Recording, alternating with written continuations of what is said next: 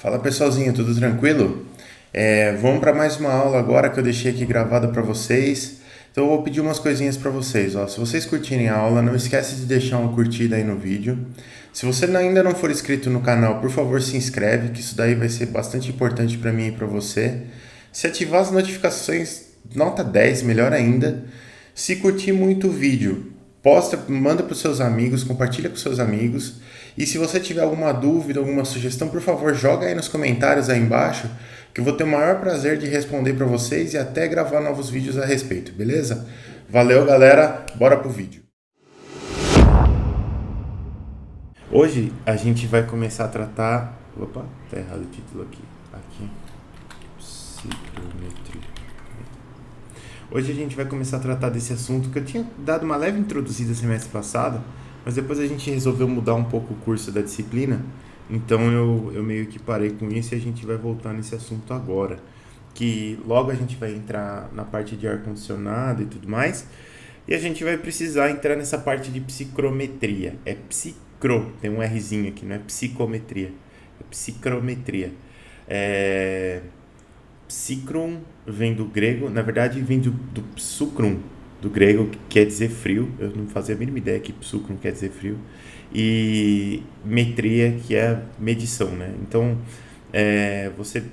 a gente vai, na verdade, não quer muito dizer medição do frio, é medição de temperatura, e temperatura no ar. Mas a gente vai ver isso um pouco melhor agora. Então, a psicrometria, basicamente, ela é o estudo de propriedades físicas e termodinâmicas de misturas de gás e vapor, né? E a gente vai focar especificamente, inclusive até o maior interesse dessa ciência aqui, e a mistura que a gente vai focar mais, é a mistura de ar atmosférico e vapor de água, devido às suas aplicações, né? Que tem várias aplicações aqui, então você pode utilizar essa mistura em aquecimento, em ar-condicionado, em ventilação e em meteorologia. A gente usa muito essas coisas aqui. Aí o que acontece? Ó? Com essa ciência, a gente vai ser capaz de estudar e prever a quantidade de vapor de água, presente em porções de ar, bem como a condensação dos casos em que ocorrer condensação, né? A gente vai conseguir calcular quanto de água vai ter condensado. E, bom, aí a gente começa dando uma olhada no ar seco, né? O ar atmosférico seco, sem água nenhuma, essa aqui é a composição dele. Isso daqui é algo que eu quis trazer na aula por dois motivos, basicamente. Primeiro, porque a gente vai utilizar direto a massa molar do ar, e depois a gente vai utilizar essa massa molar do ar, inclusive em ciclos termodinâmicos, lá quando a gente for ver motores a combustão interna, e aí uma parte do que entra no motor é ar, né? E o ar tem essa composição aqui, então a gente vai ver massa molar e tudo mais. Tem uma relação que a gente chama de relação estequiométrica de ar combustível que a gente vai colocar, mas isso a gente vai ver mais pra frente. Hoje a gente vai dar uma olhada só nesse ar seco e depois na água que vai entrar junto com o ar seco. Então o ar seco, isso aqui eu acho que é muito interessante a gente saber, ele é composto de quase 80% de nitrogênio, tá? O ar que a gente respira, grande parte é nitrogênio e não oxigênio, como algumas pessoas pensam, né? Depois a segunda maior parcela é oxigênio, mas a gente tem aproximadamente 21% de oxigênio aqui, e os outros gases aqui eles entram em proporções menores. Então a gente tem argônio como terceiro gás. Argônio é um daqueles gases nobres, né? Argônio, hélio, criptônio, xenônio, são gases nobres. Então o argônio ele tem quase 1% aqui. Depois o dióxido de carbono já é 0,033%, já é uma parcela bem pequenininha.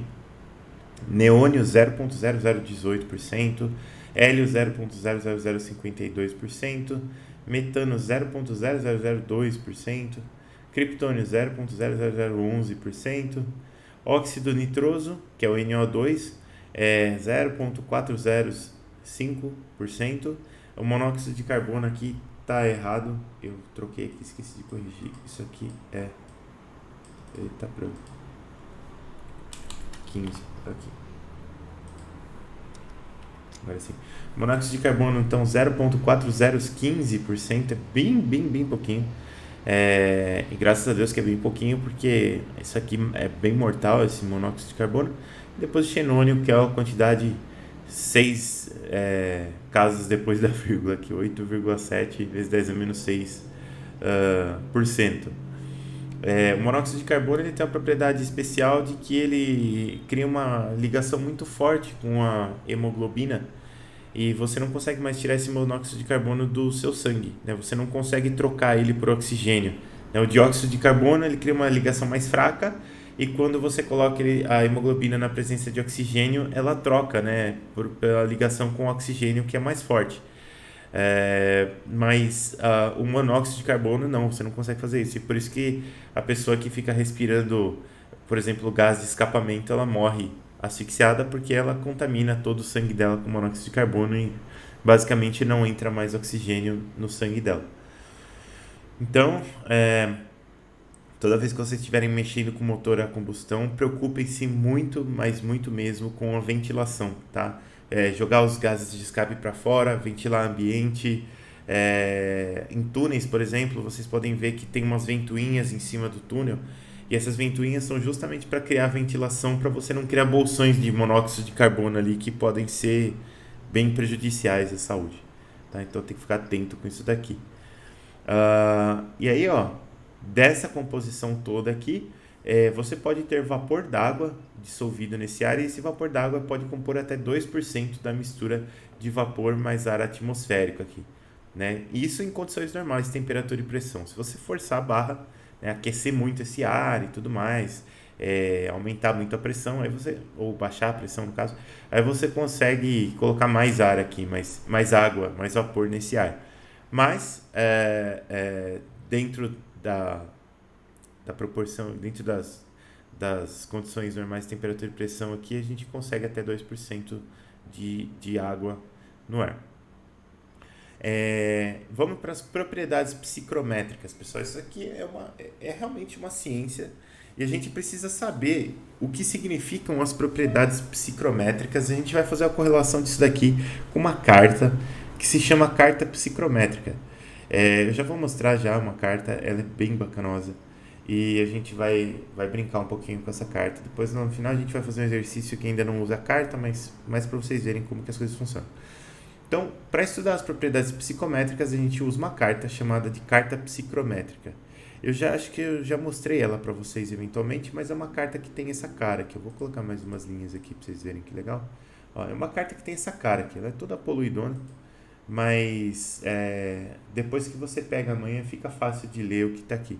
Eu vou passar esse site aqui para vocês depois, eu vou até colar lá no chat.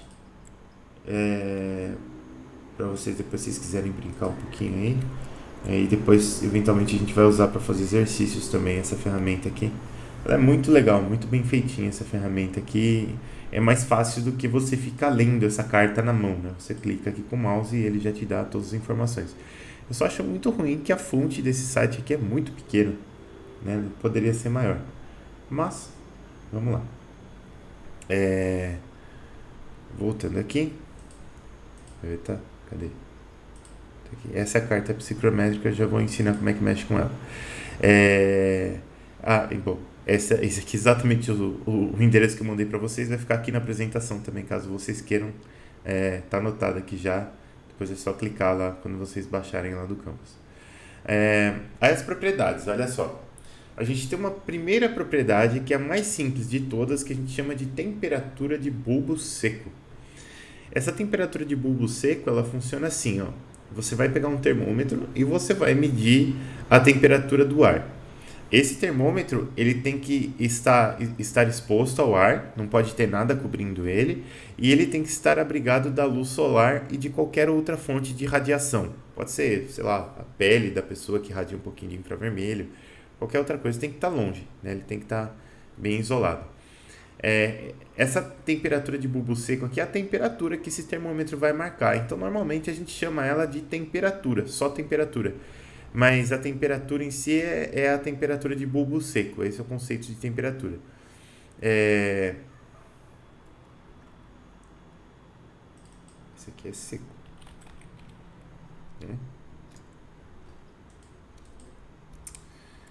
Pessoal, tô ficando malucão, viu?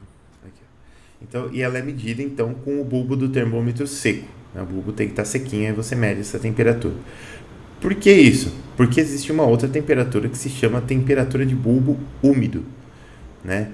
E a temperatura de bulbo úmido, ela é uma propriedade termodinâmica da mistura ar-vapor. Então, como é que eu meço essa temperatura de bulbo úmido aqui? Eu vou pegar um tecido, um pano, e eu vou enrolar o meu termômetro com esse pano e eu vou embeber esse pano em água, né? E aí eu vou medir a temperatura de novo com o termômetro. O que acontece? O fato de você ter colocado água ali no bulbo vai causar algo que a gente chama de resfriamento evaporativo do bulbo, né? E então o que vai acontecer? O ar, ele tem uma quantidade de água nele, né? Ele tem uma umidade relativa, mas ele não está saturado, cabe mais água no ar. Então essa água que está no seu termômetro, ela vai se desprender do seu termômetro, do paninho, e vai para o ar. Quando isso acontece, você tem uma perda de energia, né? Você acaba resfriando o seu bulbo porque a água está evaporando dali, né? Quando a água evapora, você tem que atingir a entalpia de evaporação da água, né? A entalpia de vaporização que a gente fala da água. Então você meio que está arrancando energia do bulbo para poder vaporizar essa água para ela ir embora. Então isso causa um resfriamento, né? E essa temperatura de bulbo úmido, ela é a menor temperatura que você consegue atingir nas condições que você está medindo por resfriamento evaporativo apenas. E aí, beleza. Essa temperatura de bulbo úmido, ela é sempre menor do que a temperatura de bulbo seco, mas existe uma condição na qual essa temperatura é exatamente igual à temperatura de bulbo seco. E essa condição acontece quando a umidade relativa do ar é de exatamente 100%, né? Então, nessa condição, você tem temperatura de bulbo úmido igual à temperatura de bulbo seco. Caso contrário, a temperatura de bulbo úmido é sempre menor. E aí o que acontece? Se você olhar lá na sua carta psicrométrica, eu tenho um monte de coisa que eu posso pôr aqui, eu vou tirar tudo. Ó. Minha carta está vazia, não tem nada agora. O que vai acontecer na minha carta psicrométrica? Eu vou colocar a temperatura de bulbo úmido aqui. Então, a minha temperatura de bulbo úmido são as linhas verticais, então eu leio ela aqui no eixo X. E eu posso colocar a temperatura de bulbo... Desculpa, essa aqui é a temperatura de bulbo seco, né? Que eu leio aqui no eixo X, é a temperatura mesmo. E eu posso colocar aqui a temperatura de bulbo úmido também. E olha só como é que essas linhas aparecem. Ó, elas aparecem não é horizontais, é diagonais assim, né? Eu vou colocar ela em vermelhinho aqui para você ver melhor. Então, se você tem uma temperatura de bulbo seco e você tem uma temperatura de bulbo úmido, você consegue definir um ponto no seu gráfico, né? Porque você sempre vai ter o cruzamento da linha de uma temperatura de bulbo seco com temperatura de bulbo úmido. Note que essa linha, essa curva que tem aqui, ó, eu vou colocar a umidade relativa para vocês verem já. Essa curva aqui é a curva de umidade relativa a 100%. O que quer dizer isso? Quer dizer que não cabe mais água no ar do que nesta curva aqui, ó, né? Não cabe mais água no ar, o ar está saturado. Então, quando você chega no ar saturado, olha, a temperatura de bulbo seco, ela vai ser igual à temperatura de bulbo úmido. Se eu não estou na linha de saturação, se eu estou na linha de 80%, por exemplo, ó, repara que aqui é 20 graus, vamos clicar aqui, ó. A minha temperatura de bulbo seco é de 20 graus, mas a temperatura de bulbo úmido, ó, ela é menor. Vamos ler aqui, ó. Temperatura de bulbo úmido é de 17,76 graus, não de 20 graus. Ela só vai ser de 20 graus quando a umidade relativa for aqui de 100%, né? Então, você tem essa umidade, essa temperatura de bulbo úmido sempre menor, né? E ela vai decaindo conforme você diminuir a concentração de água no ar aqui, né? Que diminuir a umidade relativa, por enquanto, vai significar só diminuir a concentração de água no ar pra gente, tá? Então, a gente tem essas duas aqui, ó, temperatura de bulbo seco na vertical, temperatura de bulbo úmido, são essas linhas inclinadas aqui. A inclinação dessas linhas aqui, para quem é curioso e gostaria de saber, ela se aproxima de 0,4, tá? E essa inclinação ela é empírica, logicamente. Ela se aproxima de 0,4 nesse gráfico aqui. Depois, a gente tem várias outras coisas, vai aparecer eixo Y aqui, vai aparecer outras linhas, vocês vão ver que fica bem legal esse diagrama aqui. Mas vamos voltar lá para nossa apresentação. Então a gente já sabe o que é temperatura de bulbo úmido e de bulbo seco. E se eu sei essas duas temperaturas, eu consigo, por exemplo, calcular a umidade relativa e várias outras propriedades, né? Porque eu já selecionei, eu consegui localizar um ponto específico no meu gráfico e nesse ponto eu consigo pegar a umidade relativa, eu consigo pegar a umidade absoluta, eu consigo pegar a entalpia, eu consigo pegar um monte de informações. Então, normalmente quando você tem um psicrômetro, né, o psicrômetro ele vai fazer a medida tanto da temperatura de bulbo seco quanto a temperatura de bulbo úmido. Aí essa temperatura de bulbo úmido aqui, ela não é tão fácil de medir. Tem uns estudos experimentais que mostram que você precisa ter uma velocidade de ar aqui alta, passando pelo bulbo úmido, para que você tenha um erro menor. Então, se o ar estiver muito lento, você pode ter um erro aí de leitura de temperatura de 20 a 30% de bulbo úmido. Mas se o ar estiver passando na faixa dos 30 metros por segundo, ou 60 metros por segundo, uma coisa assim, aí você tem um erro bem menor. O problema é que provocar essa velocidade de ar em um termômetro às vezes é perigoso, né? Ou você agitando o próprio termômetro, né? Girando o termômetro, ou você soprando o ar, né? Com um ventilador nesse termômetro, pode ser muito perigoso. Então, o pessoal sempre bola novas maneiras de medir essa temperatura de bulbo úmido aqui. Mas basicamente você precisa medir com o bulbo do seu termômetro umedecido. Aí a gente tem várias referências de temperaturas para conforto, né? Porque a gente fala assim, temperatura de bulbo úmido, aí as pessoas às vezes acham que essa temperatura aqui ela tem a ver com a sensação térmica, por exemplo. E não necessariamente, né? Então a gente tem outras referências de temperatura para conforto, como sensação térmica ou índice de calor, por exemplo. O índice de calor eu acho mais bacaninha. Eu até achei uma tabelinha dele. E olha só, você tem aqui o índice de calor, você compara a temperatura de bulbo seco do ar com a umidade relativa do ar. E aí você tem algo que se chama índice de temperatura, e você repara que, por exemplo, para 22 graus aqui baixa umidade, você tem um índice igual a 22. 23, baixa umidade, o índice igual a 23. Então é algo como se fosse uma sensação térmica, assim, só que ele é medido em pontos, ele não é medido em graus Celsius nem nada, né? Mas aí você tem aqui algumas coisas relacionadas a conforto térmico, por exemplo, conforme você vai aumentando a umidade relativa, a sensação, vamos colocar aqui, o índice de calor, ele aumenta bastante, né? Então isso aqui é mais ou menos o calor que você sente, né? Então isso aqui aumenta bastante. Quando você está em regiões, por exemplo, como foi o caso que eu peguei lá em Foz do Iguaçu, que eu peguei 42 graus Celsius, é muito difícil você ter uma umidade relativa tão alta assim em um sistema desses, né? Porque você precisaria de muita água no ar. Bem que o ar lá é bem úmido, mas eu não acredito que a gente passe de 35, 40% de umidade relativa lá, né, nessas temperaturas. Mas olha só que você chega num índice de calor aqui que chega perto de 55, 57, né? E para umidades relativas mais altas, o dado é que o ser humano não consegue nem praticar atividade física acima dos 35 graus Celsius, né? Se eu não me engano, era 35 graus Celsius e 80% de umidade relativa. Se a gente pegar aqui 35 graus Celsius e 80% de umidade relativa, a gente está falando de um índice de calor aí de 54 pontos, que é um calor dos infernos, basicamente, né? Você não consegue ter o seu resfriamento evaporativo por causa do suor e tudo mais, e você passa mal, você morre mesmo, né? Então tem que tomar bastante cuidado. Com baixa umidade relativa tem que tomar cuidado, mas com alta umidade relativa também tem que tomar cuidado, porque a sensação térmica, que é a sensação de calor, ela passa a ser muito maior. A sensação térmica, que eu estou falando de sensação térmica aqui, mas é índice de calor, agora indo para ela de fato, a sensação térmica ela leva em conta outras coisas, né? Então ela não leva em conta só a temperatura aqui de bulbo seco e a umidade relativa.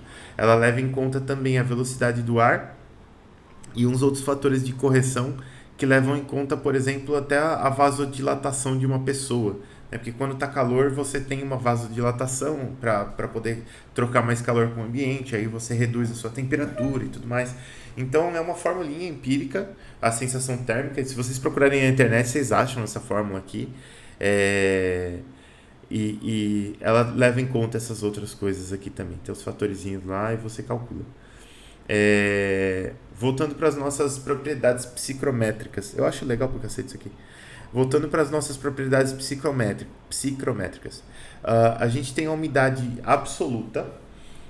A umidade absoluta, ela é a massa de vapor d'água por massa de ar seco na mistura, né? Então você tem aqui, ó, na carta psicrométrica, quer ver? Carta aqui. Vamos colocar a umidade absoluta aqui, ó. Quando eu coloco, talvez vocês não repararam, quando eu coloco aparece o eixo Y aqui, ó, umidade absoluta. E a unidade dela, deixa eu ver se eu consigo dar um zoom aqui. Zoom.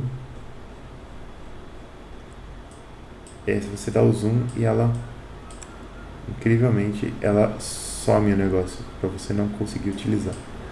Deixa eu ver se eu mexi no tamanho. Você mexe no tamanho da janela.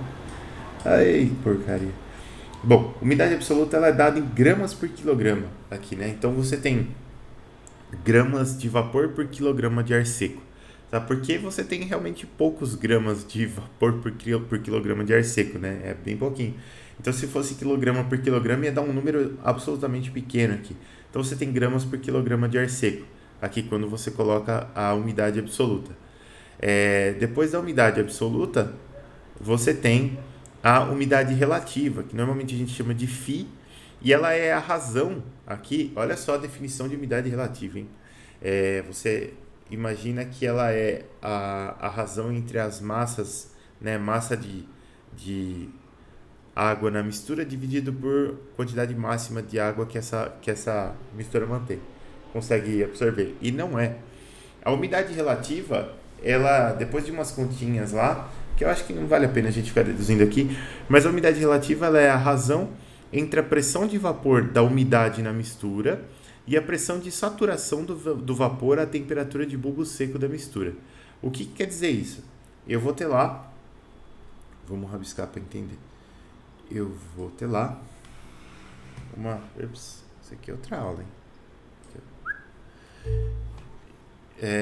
Eu vou ter lá a minha mistura, né, de ar seco mais água. Então eu vou ter a minha mistura aqui, ó. Vamos colocar um recipiente aqui.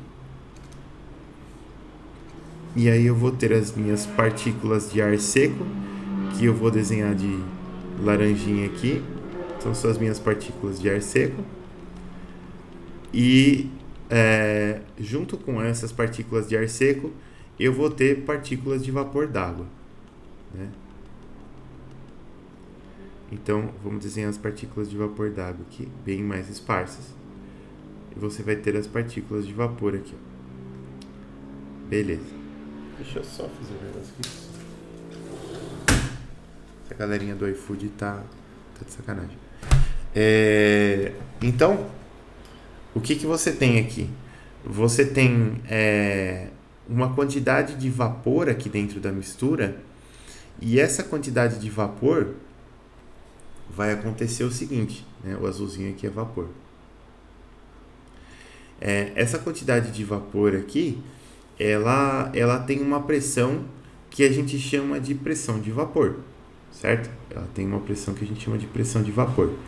Essa pressão de vapor aqui, ela vai fazer parte da pressão total da mistura. Então, se essa mistura aqui, por exemplo, tem uma pressão total, vamos dizer que, vou colocar de pretinho aqui. Se a pressão dessa mistura aqui, por exemplo, é de 10 bar, vamos colocar assim. Então, se eu tenho 10 bar aqui, é como se eu tivesse uma pressão só do ar seco de, por exemplo, 9 bar. Ela é uma pressão parcial. E eu vou ter uma pressão de vapor aqui que vai ter os outros 1 bar. Né? Então, 1 bar desses 10 aqui é a pressão de vapor desse vapor que está aqui dentro. E o 9 dos outros 10 bar é a pressão relativa ou referente ao ar que está aqui dentro. né? Então, essas pressões, elas trabalham como pressões parciais, né? Você tem uma pressão parcial de vapor e uma pressão parcial do ar aqui. E essa pressão de vapor aqui funciona assim, ó. Você tem lá, vamos desenhar um diagrama aqui, ó. Diagrama daqueles diagramas termodinâmicos.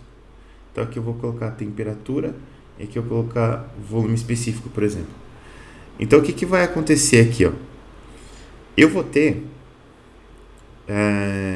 o domo de vapor. Então vamos desenhar ele de rosinha aqui. Eu vou ter o domo de vapor, vai ter mais ou menos uma cara assim. Certo? E vamos imaginar que eu vou pegar uma linha aqui de pressão, isopressão, por exemplo. Então o que vai acontecer? Eu vou começar a resfriar esse negócio a pressão constante. Ele vai resfriar, chegando aqui na água, no domo de vapor, ele vai trocar de fase, então ele fica a temperatura constante. Depois, novamente, essa temperatura começa a cair para o lado de cá. Beleza. Então essa daqui vai ser a minha linha, sei lá, de um bar, por exemplo. Igual tá aqui. A minha pressão de vapor. Então o que acontece? Essa pressão de vapor, enquanto eu estou nessa temperatura aqui, ó, uma temperatura acima da minha temperatura que vai começar a condensação aqui, o que vai acontecer? Mantendo a pressão constante, nossa, deu branco, peraí. Eita, o que eu ia falar? Lembrei. Mantendo a pressão constante, você vai ter uma pressão de vapor aqui que ela não é a pressão de saturação do seu vapor. Então aqui o vapor ele está superaquecido.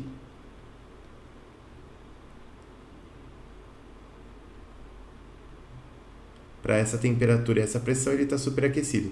Quando eu chegar aqui na bordinha do domo de vapor, aqui eu vou ter o quê? Eu vou ter vapor saturado. E aí eu vou trocando de fase. Aqui do outro lado eu vou ter líquido saturado. Então, meio que com a carta psicrométrica, a gente vai analisar o quê? A gente vai analisar situações onde eu tenho vapor superaquecido, que é essa situação aqui, onde toda a água do meu sistema está no ar e a umidade relativa aqui ela é menor do que 100%. E aqui, ó, nessa linha que atravessa o domo aqui, ó, quando eu tiver ar, a água que está no ar, quer dizer, o ar, ele vai ter o Φ igual a 100%. Por quê? Porque ele está na saturação, né? Então, conforme eu vou condensando a água que está no ar, né? Se eu vou abaixando a temperatura, o ar vai ficar sempre saturado. A água que está excedente lá no ar, ela vai se condensar. Então o ar está saturado até eu terminar de tirar toda a água que eu poderia tirar dele aqui. Daqui para cá é só água, né? Daqui para cá a gente não está analisando o ar mais. Então com a carta psicrométrica a gente vai analisar essa situação aqui, né? Que é quando a gente está dentro do gráfico lá. Então na linha vermelha é quando a gente está dentro dessa área aqui. E na linha verde é quando a gente está sobre essa linha aqui, ó. Né, que é a linha de umidade relativa igual a 100%. É só essa linha da fronteira aqui. Ó. Tá? Mas voltando aqui. Deu uma devagada boa. Vamos lá. Aqui, cadê? Aqui. Então aqui, ó. A gente vai ter a umidade relativa. E ela então, a razão... eu entrei lá para explicar isso e não expliquei exatamente isso. Então, você vai ter a pressão de vapor da umidade na mistura dividida pela pressão de saturação do vapor à temperatura de bulbo seco. Então, o que vai acontecer? Imagina que eu estou medindo aqui, ó, Tá pronto. Imagina que eu estou medindo aqui uma temperatura em algum ponto aqui qualquer. Eu tô com o meu sistema aqui, por exemplo, certo? Nessa pressão de um bar aqui, beleza, o meu vapor está superaquecido.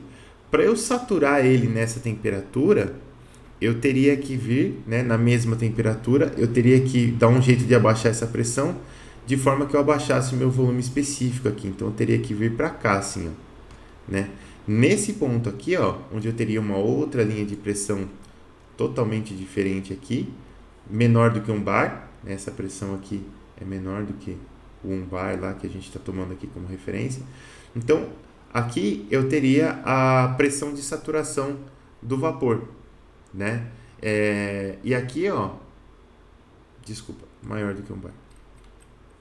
Essa pressão aqui é maior do que um bar. Então, eu vou ter a pressão de saturação do meu vapor, né? Porque eu vou comprimindo, comprimindo, comprimindo até que eu começo a tirar esse ar da água. Então, eu tenho essa pressão aqui, que é a pressão de vapor, que é essa pressão parcial, e a pressão de saturação, ela é sempre maior, né? Essa daqui é a minha pressão de saturação. Ela vai ser maior do que a pressão de vapor do vapor superaquecido. Então, a hora que você divide essa pressão aqui de vapor pela pressão do vapor superaquecido, né, a pressão de saturação do vapor superaquecido, você vai ter a sua umidade relativa. Beleza. Agora sim. Vamos voltar aqui. Isso aqui tudo, essa relação de pressões, ela vem, na verdade, daquela relação de massas que eu falei para vocês, só que ela, na verdade, você aplica nessa relação de massas um modelo que a gente vai ver já já, que é o modelo de gás ideal para o vapor. E aí, quando você faz isso, aí você consegue chegar nessa relação de pressões aí, que é muito útil, por isso que se usa. Depois a gente tem a umidade específica, essa daqui não usa tanto. Ela é a relação entre a massa de vapor de água e a massa total da mistura, que é a massa de ar seco mais vapor. Isso é a umidade específica. Esse aqui é importantíssimo, o ponto de orvalho. Ele é importante porque até ele é um conceito fundamental e as pessoas confundem o ponto de orvalho com a temperatura de bumbo úmido. E o ponto de orvalho e temperatura de bulbo úmido são coisas diferentes. O ponto de orvalho ele vai ser a temperatura na qual o ar atmosférico vai atingir a umidade relativa de 100%. Nessa temperatura, a gente vai começar a condensação de água. Então, olha só. Aqui, ó. Cadê? Olha só. Qual que é a minha temperatura de bulbo úmido? A temperatura de bulbo úmido são essas linhas diagonais aqui, ó. Beleza. E qual que é o meu ponto que a gente chama de ponto de orvalho? Ó, vamos pegar aqui para um ponto qualquer aqui, ó. Tá vendo, ó? Para esse ponto aqui, ó. 25 graus Celsius aqui e eu tenho 14 gramas de... Vamos ler daqui, vai. 14 gramas de vapor de água por quilo de ar seco aqui, ó, de umidade absoluta. Beleza. Nesse ponto aqui, eu vou ter uma temperatura de bulbo úmido, que é essa temperatura aqui, ó. Ele fala aqui, ó, dew point. É a temperatura de bulbo úmido, de 19,24 graus Celsius. Que temperatura é essa, pessoal? É o seguinte, ó. Eu vou pegar eu vou até tirar um print aqui para poder rabiscar meu print. Pera aí. Assim. Aqui, ó. Peguei aqui.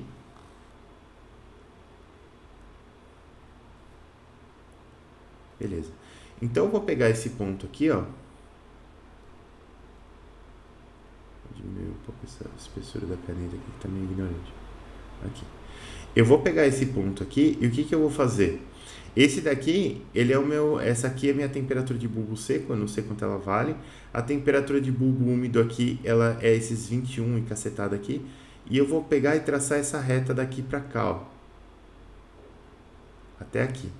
Lógico que a coordenação motora não ajudou. Vamos ver aqui. Aqui, ó. Quando eu traço essa reta para cá, eu vou ter uma temperatura aqui, ó, que eu vou ler, e essa temperatura aqui vai me dizer qual é o ponto de orvalho dessa mistura. Por que eu trago para cá? Porque na minha mistura, imagina que eu estou variando a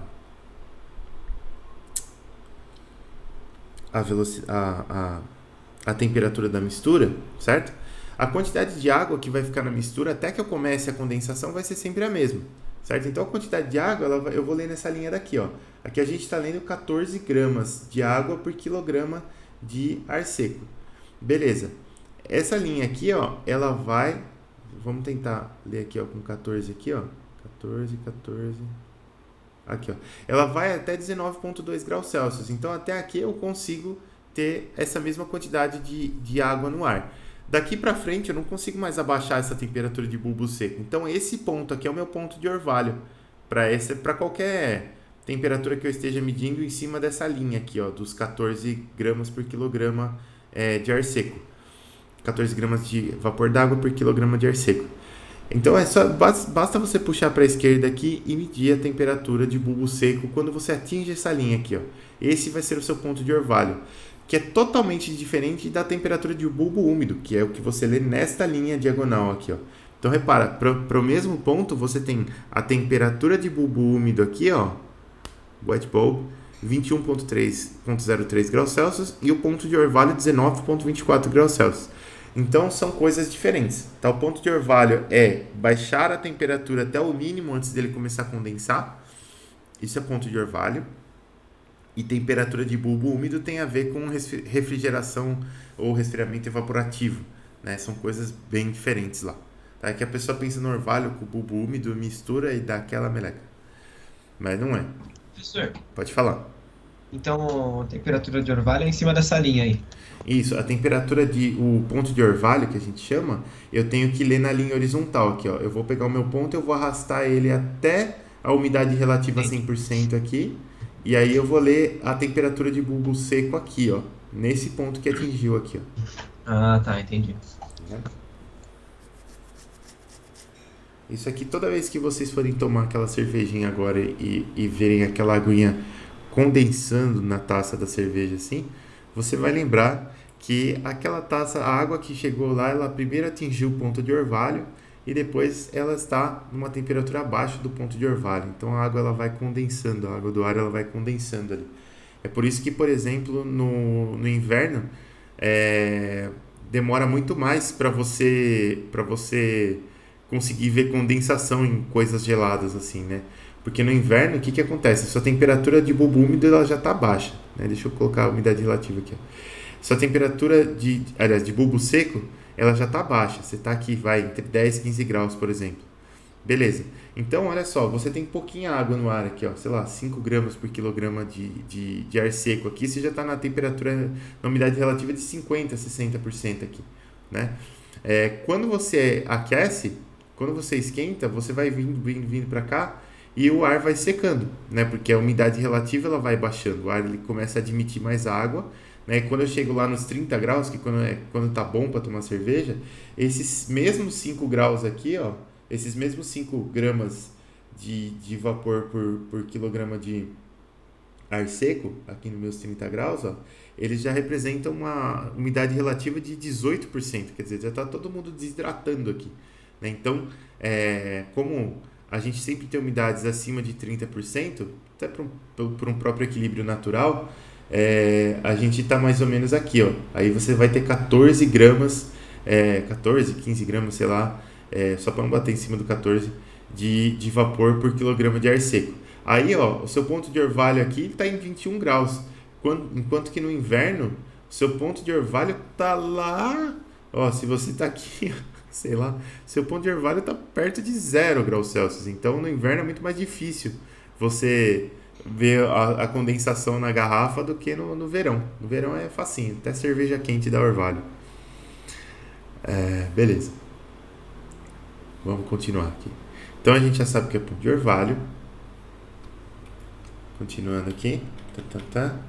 E aí a gente tem a bichona aqui, né? A propriedade importante que é a entalpia específica, né? Entalpia específica é a entalpia, a quantidade de energia, mais ou menos, que você tem na mistura, contabilizando o ar seco mais vapor, né? Disso dividido não pela massa total, mas pela massa de ar seco somente. Tem algumas coisas aqui que vocês vão ver que a definição é a energia total da mistura, por exemplo, na entalpia específica, dividida por massa de ar seco, né? Então, massa de ar seco, aí você tem que contabilizar só o ar seco. Depois você tem volume específico, e o volume específico é bem tranquilinho, é 1 sobre a densidade, né? Mas, de novo, ele é o volume da mistura de ar seco mais vapor, dividido pela massa somente de ar seco, não pela massa total da mistura. Então, não é bem o inverso da densidade, né? Porque você está dividindo pela massa de ar seco. E você tem o calor úmido. Calor úmido, ele é o calor específico da mistura a pressão constante por massa de ar seco também. Então você vai dividir esse calor específico da mistura a pressão constante pela massa de ar seco, né? Lembra que você tem o calor específico lá, que é kJ por quilograma Kelvin, né? E aí o calor específico aqui é kJ por quilograma de ar seco Kelvin, né? Não por quilograma da mistura. E depois, por último, você tem a razão psicrométrica. Essa daqui a gente não usa tanto, mas tem algumas cartas que tem, então eu queria trazer para vocês. Ela é basicamente um número adimensional, né? Ela é a razão do coeficiente de troca de calor por convecção, que é esse HC aqui, e o produto do coeficiente de transferência convectiva de massa, que é esse KY aqui, e o calor úmido CS, né? O calor úmido aqui a gente usa para isso. Esse número aqui, ele é um número que às vezes a gente usa, às vezes não, a gente usa quando a gente vai calcular convecção por convecção natural, né? Porque tem dois tipos de convecção, tem a convecção natural e a convecção forçada. E esse número aqui você mede quando você quer medir, quando você quer calcular a convecção natural. Então até nas nossas planilhinhas lá, deixa eu ver se eu acho aqui, máquinas térmicas, não era isso que eu queria. Então vamos lá. Máquinas térmicas aqui. Nas nossas planilhinhas aqui, a do cálculo do H, uma das coisas que a gente tem aqui, já reabrir cálculo, sim. Uma das planilhinhas que a gente tem aqui, ó, ela vamos pegar aqui, superfície vertical, superfície horizontal com convecção livre. Tá vendo?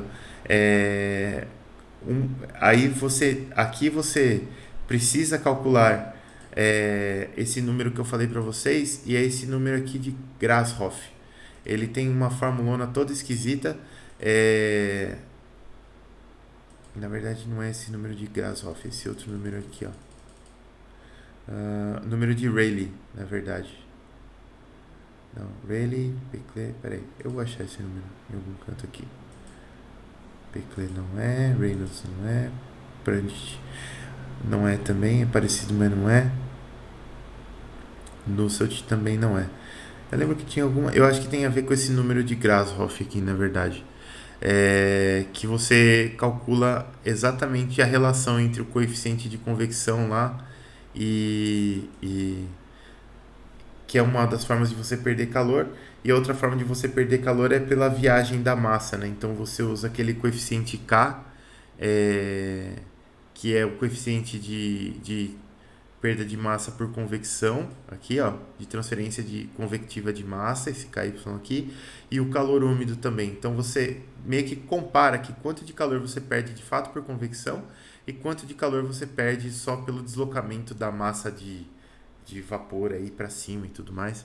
E então você usa essa razão psicrométrica aqui. Então as cartas que têm essa razão psicrométrica, o pessoal usa justamente para calcular esse H, né? Esse KY e esse CS são propriedades da mistura ar-vapor, e aí se você tem a razão psicrométrica, você multiplica por esses dois carinhas aqui e você acha o coeficiente de convecção livre. Por incrível que pareça, a convecção livre é um pouco mais difícil do que convecção forçada. Mas isso aqui a gente não vai usar muito por agora.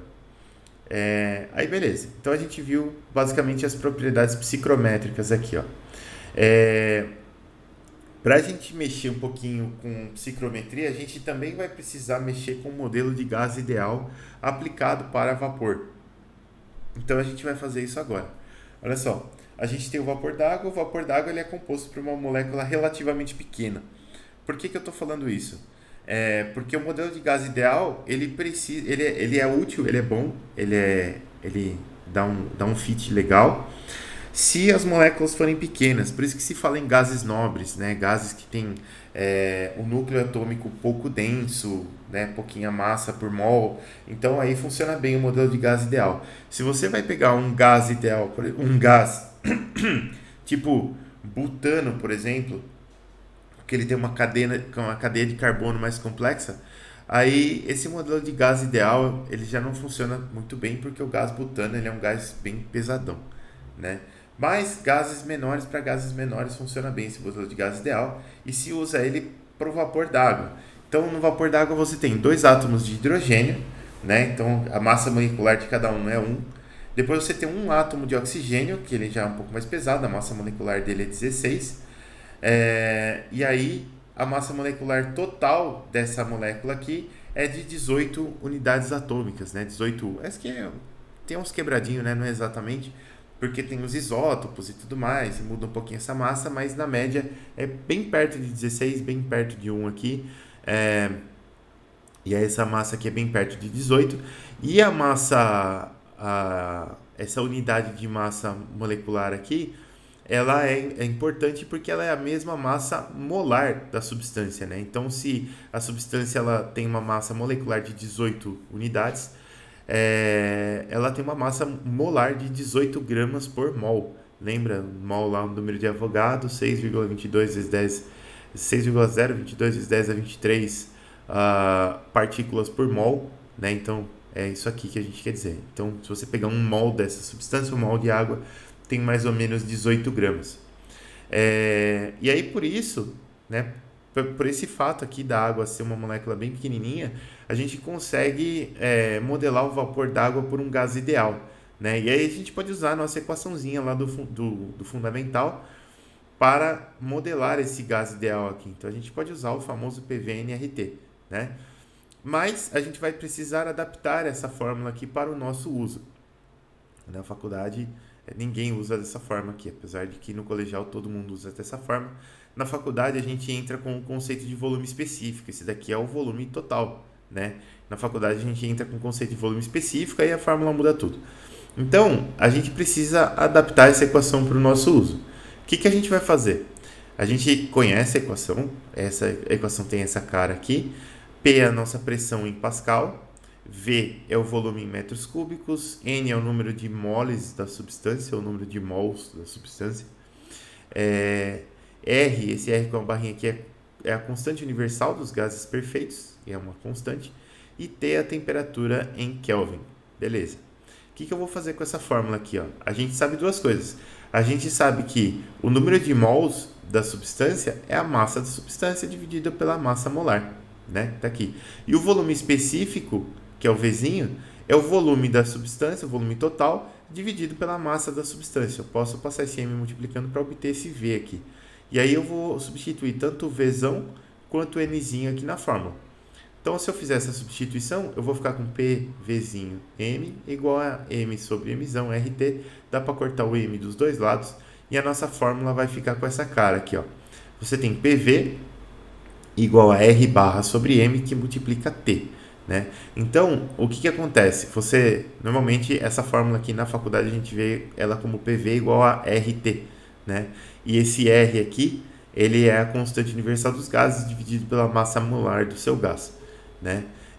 Eu não gosto de deixar isso aqui junto porque você tem uma constante, né? Se você tem uma constante, se ela existe, ela deveria estar separada aqui, não poluída com outra coisa para você ter que ficar fazendo a conta, né? Então eu gosto dessa fórmula mais nesse formatinho aqui, ó. E a constante universal dos gases perfeitos em unidades SI vale 8,314,462,618, ainda é aproximado, joules por mol Kelvin. e a gente vai aproximar isso daqui por 8,314 joules por mol Kelvin. Beleza. Então, sabendo essa fórmula aqui, agora a gente consegue fazer um exercíciozinho. Vamos ver se a gente consegue pelo menos começar esse exercício aqui. E esse exercício especificamente não dá para fazer com a carta psicrométrica porque a temperatura aqui é muito alta. Nossa carta psicrométrica não chega nessa temperatura aqui. Mas a gente vai fazer na mão e vocês vão entender uns conceitos legais aqui, ó. Então o exercício ele diz o seguinte, ó. Eu tenho uma mistura de vapor de água, eu vou fazer só o item A hoje, tá? Depois a gente faz os outros. Uma mistura de vapor de água e ar é contida em um reservatório rígido e fechado com volume de 35 metros cúbicos a 1,5 bar e 120 graus Celsius. Nessa mistura, a umidade relativa é de 10%. A mistura é resfriada até atingir a temperatura de 22 graus Celsius. Determine, a letra A aqui, ó, o ponto de orvalho correspondente ao estado inicial em graus Celsius. Então vamos fazer essa brincadeira aqui. Vamos pegar as tabelas. É legal a gente já ir dar limpada que a gente vai precisar dessa tabela de interpolação aqui. Então o que eu vou fazer? Eu vou pegar isso aqui daqui. E eu até subi já para vocês no Canvas esse documento aqui, ó. Este documento aqui, ó, que se chama Tabelas Termodinâmicas. Eu arranquei essas tabelas de um livro e você tem as tabelas aqui. E elas estão selecionáveis, o que eu acho muito bom, né? Porque às vezes você quer marcar uma linha aqui para você ler e aí você consegue marcar a linha assim para ler. Diferente de quando está em JPG, que é mais difícil. Então tá aqui, ó, nossas tabelas. Tem tabela de toda sorte aqui, ó. Tem um índice aqui para você consultar. E aí você tem a primeira tabela, pesos atômicos ou moleculares e propriedades críticas de elementos selecionados e compostos. Depois, propriedades da água saturada, líquido vapor aqui, tabela de temperaturas e tabela de pressão. Propriedade de vapor superaquecido, propriedade do líquido comprimido, propriedade de água saturada, item refrigerante R22, R184A, amônia, amônia superaquecida, propano, propano superaquecido, propriedades de sólidos aqui, calor específico de gases ideais, de alguns gases comuns, variação do CP com a temperatura para gases selecionados, propriedades ideais do gás, do ar, né? Então, vamos ler de novo. Propriedades de gás ideal do ar, a gente vai usar bastante essa tabela aqui. Propriedades de gás ideal de gases selecionados. Aí tem outras coisas aqui, daqui para baixo a gente não usa. Mas até a tabela 23 aqui é bem bacana. E aí o que acontece, ó? Vamos limpar essa bodega aqui. E aí você tem lá, então, no nosso exercício aqui, ó. Vamos fazer assim, por exemplo.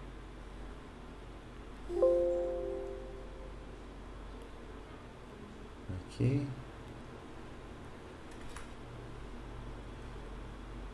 Então, beleza.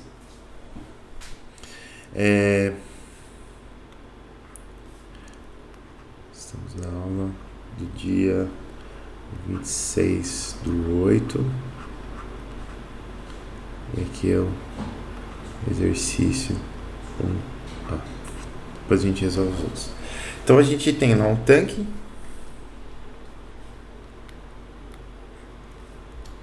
Tá aqui o tanque.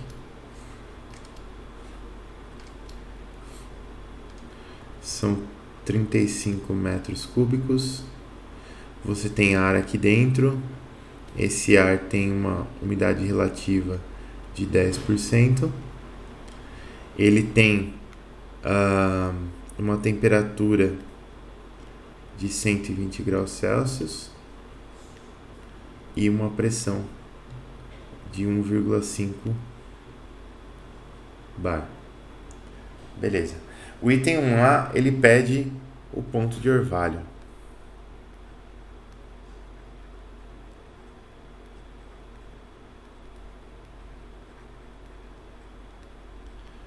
Beleza.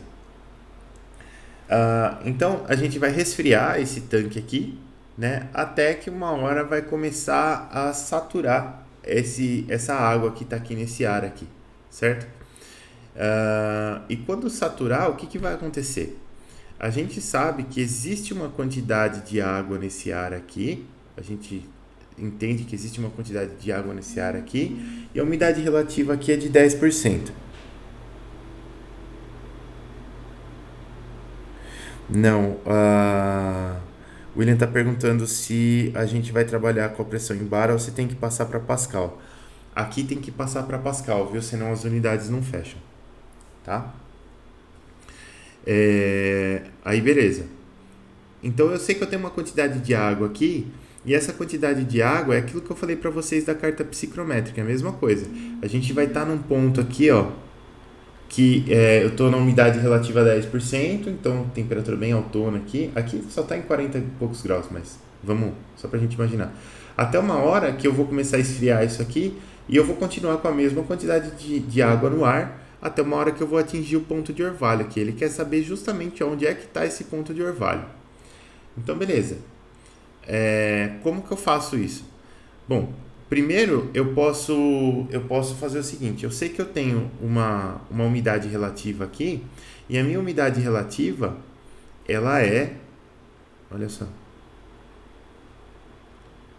ela é a razão entre a pressão de vapor, certo? A pressão de vapor da água que está aqui, e a pressão total do meu recipiente, que está aqui. A pressão total eu conheço, é de 1,5 bar.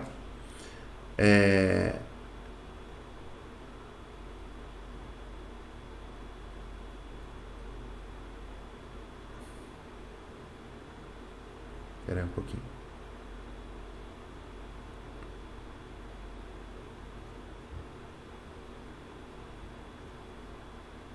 Não é a... Então eu falei bobagem.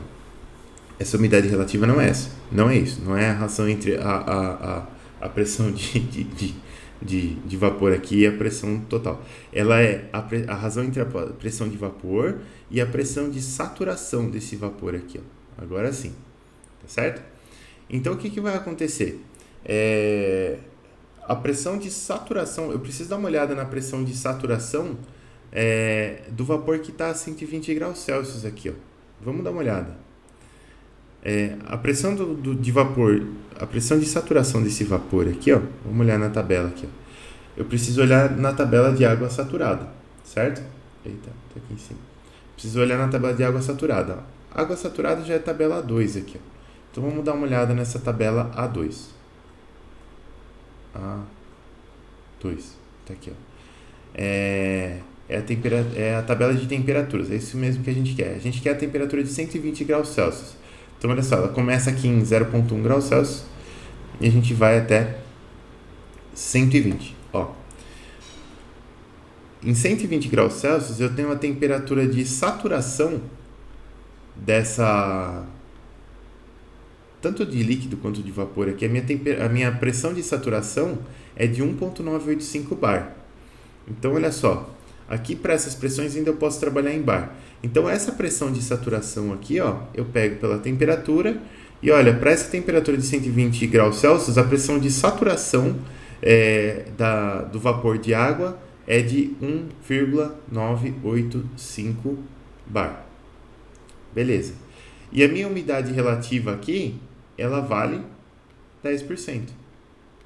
Beleza. Então, se eu passar isso aqui multiplicando para lá, eu vou ter a pressão de vapor do vapor que está aqui dentro, ó. Então, a minha pressão de vapor do vapor que está aqui dentro, ela vale 0,1, que são os meus 10%, vezes 1,985 bar, que é igual a 0,1985 bar. Ou, se você quiser já passar para Pascal, a sua pressão de vapor aqui do vapor, ela vale 1,985 vezes 10 a quarta Pascal. Beleza. Então tá aqui. A gente já sabe a pressão de saturação. Beleza. Agora, nessa pressão de saturação aqui, ó... aliás, nessa pressão de saturação não. Nessa pressão que eu tenho aqui do vapor, em que temperatura que ele saturaria se eu estiver trabalhando nessa pressão de vapor aqui, ó. Então eu tenho que ir lá na tabela termodinâmica de novo. Agora, a gente sabe que a pressão é 0,1985 bar e eu tenho que procurar essa pressão aqui para saber a temperatura de saturação. Olha só, a gente pode até olhar na tabela de pressão, se for mais fácil. Vou pegar na tabela de pressão aqui, ó. Na tabela de pressão, o que vai acontecer? Eu tenho aqui, ó, 0,1, 0,2 bar. Então, para 0,2 bar, eu tenho uma temperatura de saturação de 60,6 graus e para 0,1 bar, eu tenho uma temperatura de saturação de 45,81 graus. Então, o que vai acontecer? Eu preciso interpolar, né, porque a gente está em 0,1985. Então, vamos interpolar. Ó. A minha propriedade 1 aqui vai ser a pressão. Eu tenho dois pontos, um para 0,1 bar, outro para 0,2 bar. A minha temperatura de saturação para 0,1 bar é de 45,81 graus Celsius e para 0,2 bar é de 60,06 graus Celsius. Eu quero para 0,1985 graus Celsius. Isso aqui vai me dar a temperatura de 59,85 mais ou menos graus Celsius. Então, essa temperatura de 59,85 graus Celsius é a temperatura onde, para essa pressão de vapor que eu tenho nessa condição aqui, é a temperatura para a qual eu começaria a ter condensação. Essa é de fato a temperatura para a qual a condensação vai começar? Ela não é. Porque quando você abaixa essa temperatura aqui, a pressão do ar aqui dentro abaixa também. E aí a gente precisa fazer mais umas continhas para chegar nessa temperatura onde de fato vai começar a condensação. Mas por hora eu vou parar por aqui e depois na próxima aula a gente explora isso aqui. A gente pode até resolver esse 1A de novo se for o caso. E aí a gente explora o restante desse exercício aqui para vocês verem o que acontece. Basicamente aqui, ó, eu peguei a pressão de vapor, né, com a umidade relativa e a temperatura, eu peguei a pressão de saturação do ar que estava aqui, usei o conceito de umidade relativa e a pressão de saturação para calcular a pressão de vapor do ar que realmente está aqui dentro, deu esses 0,1985 bar, e aí para 0,1985 bar, a gente foi lá na tabela de saturação e viu para qual temperatura a gente teria de fato a saturação do vapor superaquecido para 0,1985 bar, e a gente achou essa temperatura aqui de 59,85 graus Celsius. Esse processo que a gente fez aqui é mais ou menos a mesma coisa de a gente ter pego aqui na tabela termodinâmica e ter dado essa puxada aqui, ó, daqui para o lado direito aqui para encontrar a saturação da água aqui. Belezinha? Tranquilo. Tranquilo? Não é, você vê que não tem muita conta, mas é muito... Essa parte eu entendi, mas acho que aquele gráfico lá fica um pouquinho complicado. Não, depois você vai ver que ele facilita a vida, mas não com essas fórmulas aqui. Quando a gente for usar ele mais intensamente, aí você vai ver que ele facilita a vida.